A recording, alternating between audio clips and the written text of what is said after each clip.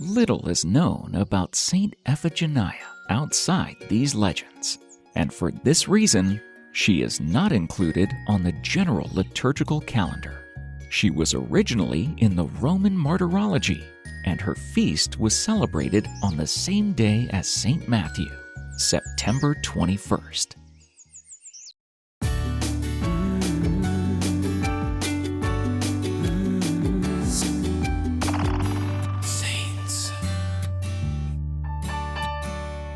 Iphigenia, or Ephigenia, was born a princess to the royal house of Ethiopia in the 1st century.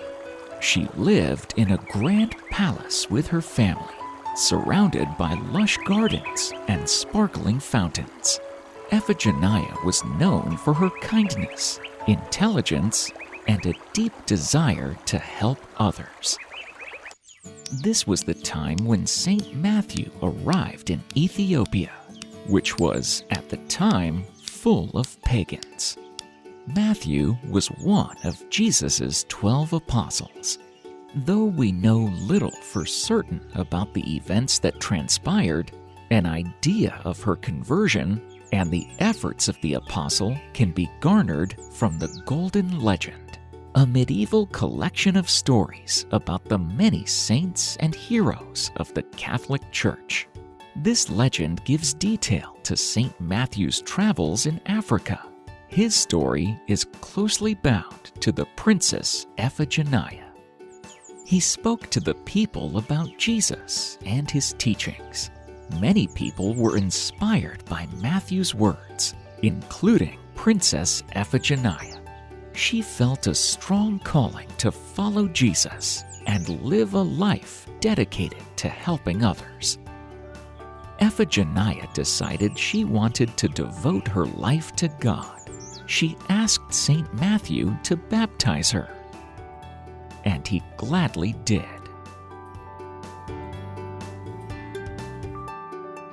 She then chose to live a simple life, giving up her royal luxuries to serve the poor and the sick. She also gathered other young women who wanted to live a holy life, and together they formed a small community dedicated to prayer and charity. However, not everyone was happy with Ephigenia's decision. Hyrtacus, a powerful and ambitious man, wanted to marry Ephigenia because he desired to become king. He thought that by marrying her, he could gain control of the kingdom.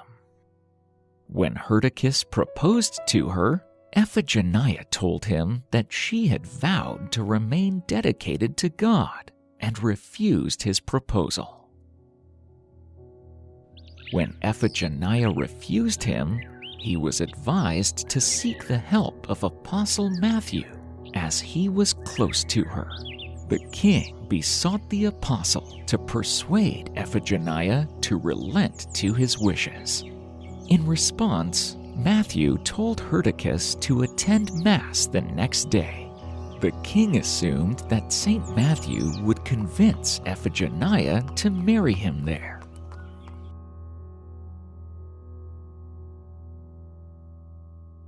Hyrtacus arrived the next day at the Mass expecting the good news.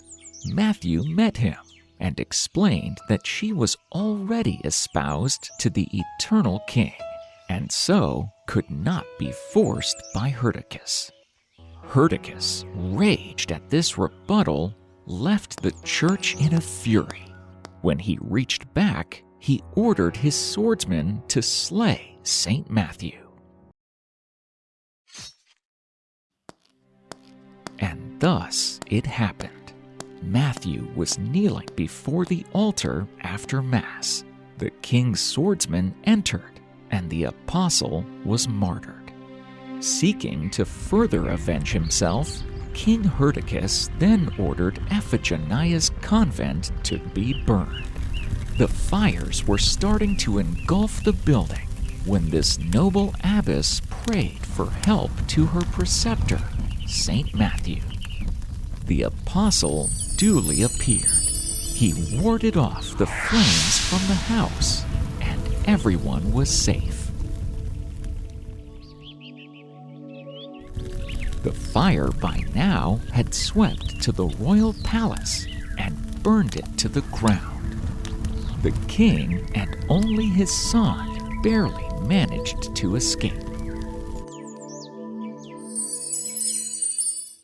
Thereupon, the king's son was seized by the devil and sped to the apostles' tomb, loudly proclaiming his father's sins, while the infamous father was stricken with an incurable leprosy and killed himself with his own sword.